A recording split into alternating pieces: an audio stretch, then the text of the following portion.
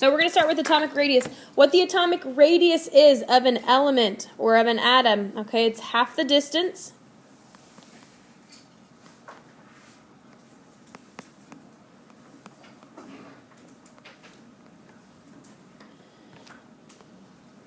between the nuclei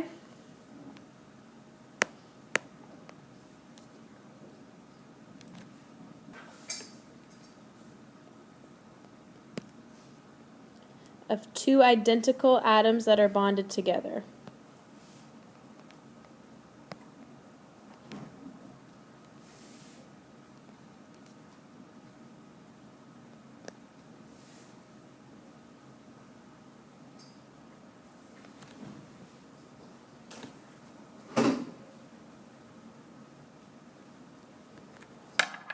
Okay, that's what atomic radius means. Why do you think we care, or why do you think we have to look at the atomic radius of two bonded atoms rather than one singular atom? What might be the reason it's hard for us to determine the atomic radius of a singular atom?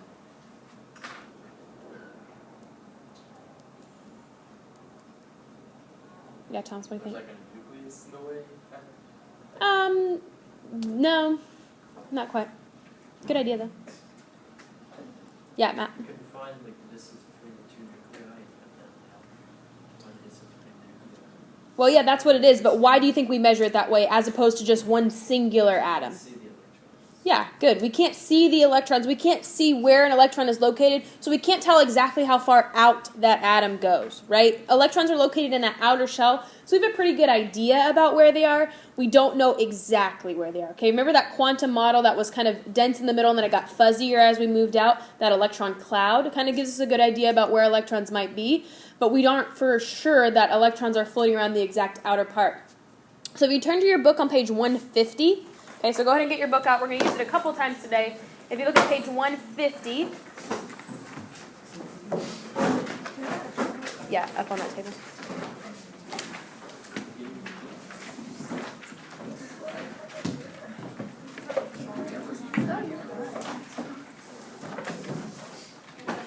Okay, so on page 150, there's a little green model of two atoms that are bonded together. The reason that it's beneficial for us to look at bonded atom rather than a singular atom, not only can we not see the electrons and can we not find a definite end point of that atom, but when we're in a bonded state, we're kind of locked into that configuration. So we know exactly how close those can be based on the size of the atom. Okay, so that's what the atomic radius means. It's the distance or half the distance between two of those nuclei in an identically bonded atom. Why couldn't we look at oxygen's atomic radius when it's bonded to hydrogen?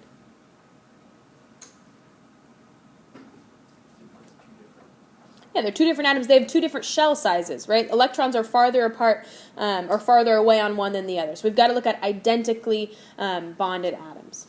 Okay? Radius. Okay? Atomic radius increase from right to left, and they increase going down. Okay, so I always draw my arrows in the direction of the increase when I'm looking at periodic trends. You might always draw them from left to right, and then you can make a distinction between its increase or its decreasing. That's up to you. Okay, but I always draw my arrows in the direction of the increase. Okay, so here we have an increase from right to left and an increase as we go down on the periodic table. Okay, so basically our trend overall looks like this, diagonal down in that downward left direction. Okay, so in theory, our greatest atomic radius should be which element? Francium, right? Francium, okay? And so now that we see the trends for atomic radius, let's try to explain why those trends occur, okay?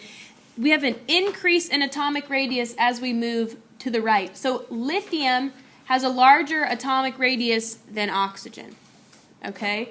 And sodium has a larger atomic radius than lithium. Do we see how those kind of correlate? Okay. As we move to the left, we have a bigger atomic radius. As we move down, we have a larger atomic radius. So theoretically, our largest atomic radius, not even theoretically, actually, the largest atomic radius of any element is francium. Okay, so let's talk about why that might be. Anyone have any ideas? Let's talk first about the horizontal or the period trend. Okay. As we go to the right, why would we be having a smaller atomic radius? Okay, because if it's increasing from right to left, that means it must be decreasing as we go to the right. Why might that be?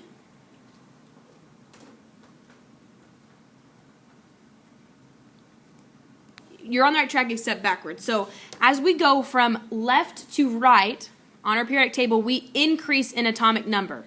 Everyone agree with that? And when you increase atomic number, what's that mean happening to your protons? As I go from lithium to beryllium, what happens to my number of protons? I add one, right? And then when I go from beryllium to boron, I add another proton and I add another neutron, okay? As you move from left to right, you have an increase in your atomic number, which is an increase in protons and an increase in neutrons in your nucleus, right? Both of those are located in your nucleus. So as you increase the size of your nucleus, you're increasing the positive charge on that particular atom, okay? As you increase the positive charge, it will start pulling electrons tighter and tighter and tighter to that nucleus. That's why your atomic radius decreases as you go to the right, okay? So the larger the nucleus, the tighter the electrons will be pulled in, so the smaller the radius. Okay, so that's your kind of explanation for atomic radius as we go horizontal. As we move down in a group or we move down the periodic table, why does sodium have a larger atomic radius than lithium?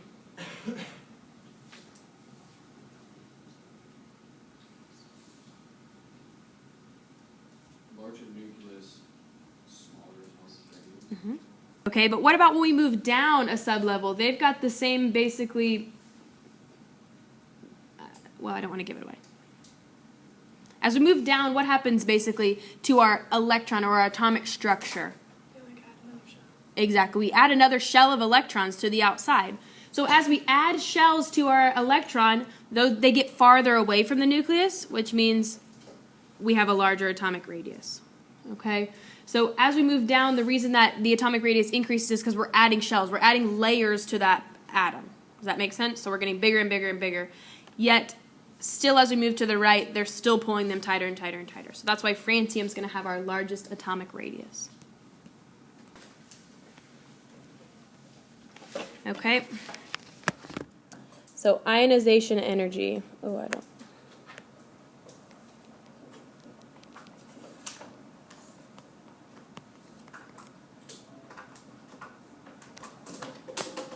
All right, so what ionization energy is? The amount of energy required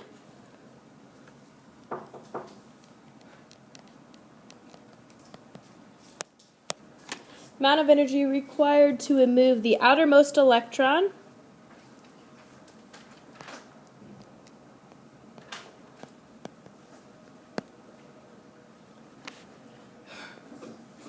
from a neutral atom.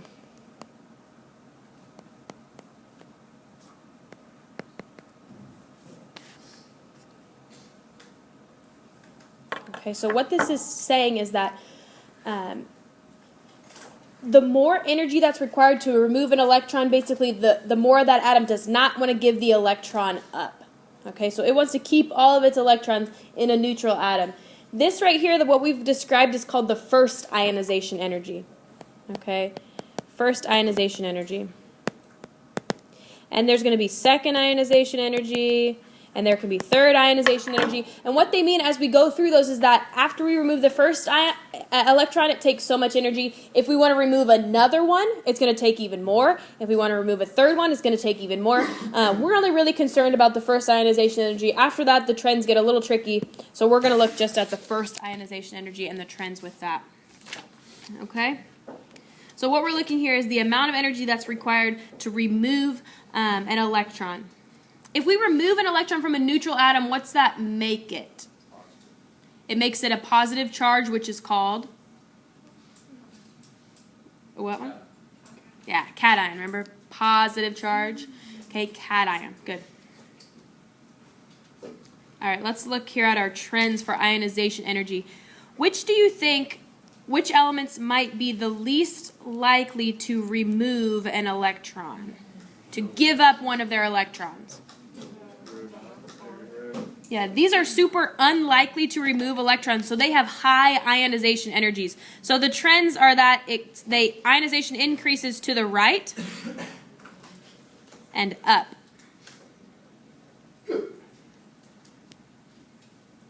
Okay, so ionization energy increases to the right and up.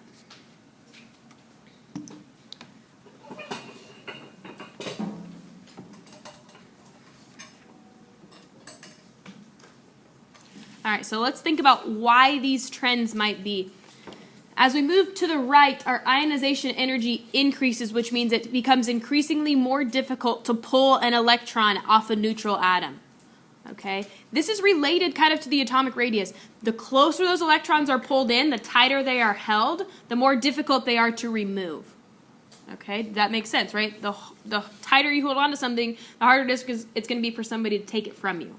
Okay, and let's think about this. How many valence electrons does lithium have? 1. How many does beryllium have? 2. Boron has 3. Carbon has 4. Okay, let's move our valence electrons. So if lithium wants to have a full octet, what would ideally it do? Would it give up its 1 electron, or would it try to get or gather 7 more electrons?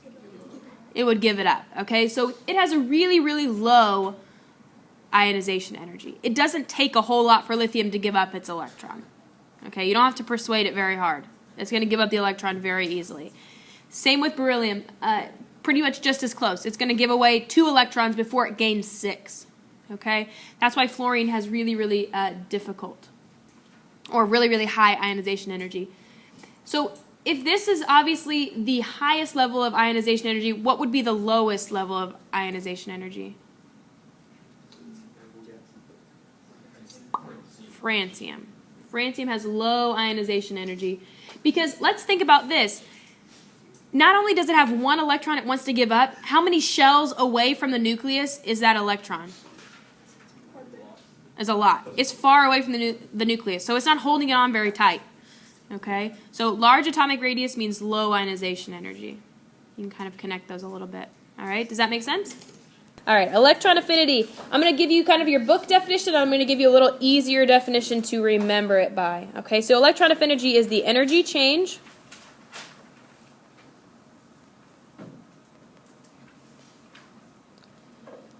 that occurs when a neutral atom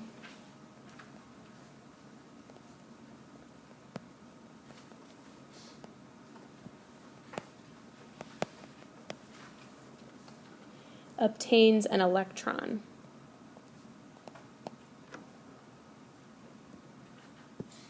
Okay, so what I'm going to tell you is a little easier way to remember this is how likely an atom would be to accept an electron.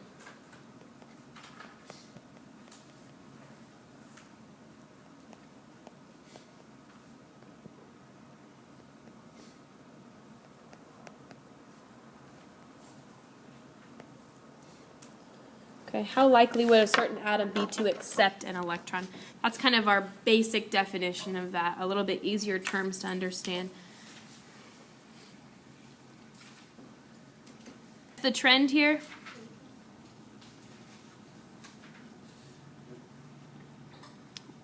Okay, let's think about this. What group on the periodic table might be super likely to accept an electron? Group 7, also known as the halogens. Yeah, group 7. Okay, so electron affinity doesn't have necessarily as exact set of trends like everybody else, but we know that group 7 has really high electron affinity. Okay, group 7 has really high electron affinity because group 7 only needs 1 electron to give itself a full octet, right? All of those elements in group 7 only need 1 electron to have a full octet and to make themselves happy, okay, so they can be complete. So the general overall trend for electron affinity basically is just saying that from left to right we have an increase in electron affinity. And there's lots of counter kind of properties that have to do with electron affinity, and it affects the number a little bit. But in general, from left to right is an increase in electron affinity, because let's think about how likely potassium would be to accept an electron. Yeah, it'd rather give it away. It would rather not accept it because then it'd have to fill 6 or give away 2, and we don't do that. And we don't ever deal with a potassium that's a -2 charge, right? Potassium's always a +1 because it's given up its electron already.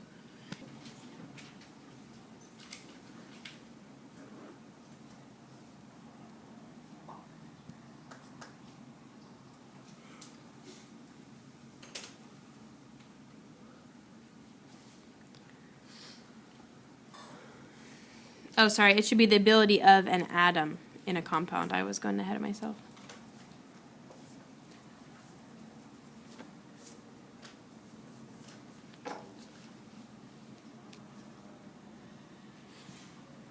Okay, so the ability of an atom in a compound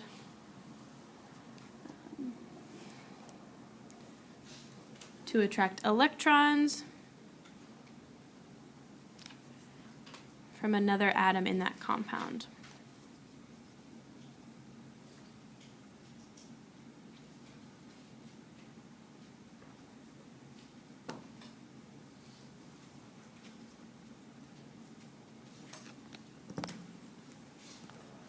When did we talk about electronegativity?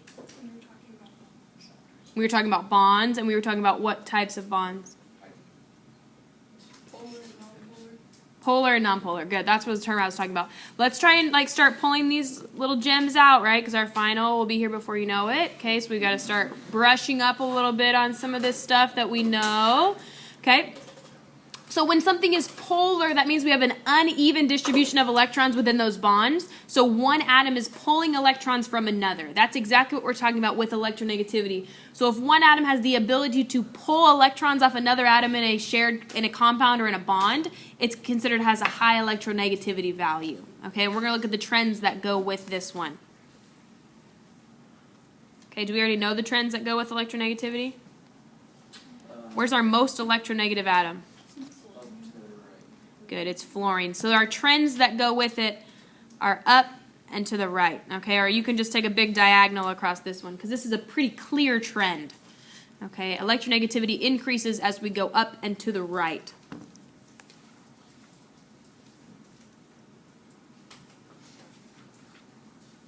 Okay, and our electronegativity trends kind of fit with the other three we've been talking about. Fluorine has a small atomic radius. They're pulled close. It only has one electron. It needs to fill its octet. It really, really, really wants that. Yeah, it just kind of goes with all the other ones together. Okay, it has a really high electron affinity. So it's going to accept an electron really, really easily. So that's why electron affinity and electronegativity kind of go hand in hand a little bit. Okay. So that's our highest. If you take a look at your app, this has a really good depiction of electronegativity. Okay, so if you look at your app and on the bottom, there's a row of different things you can push. Hit the one that says E.N, that's our electronegativity. It gives you a really good pictorial description and a shading kind of from bottom to top and left to right of electronegativity. Closer to fluorine, the more electronegative or the more likely it would be to steal electrons from another atom.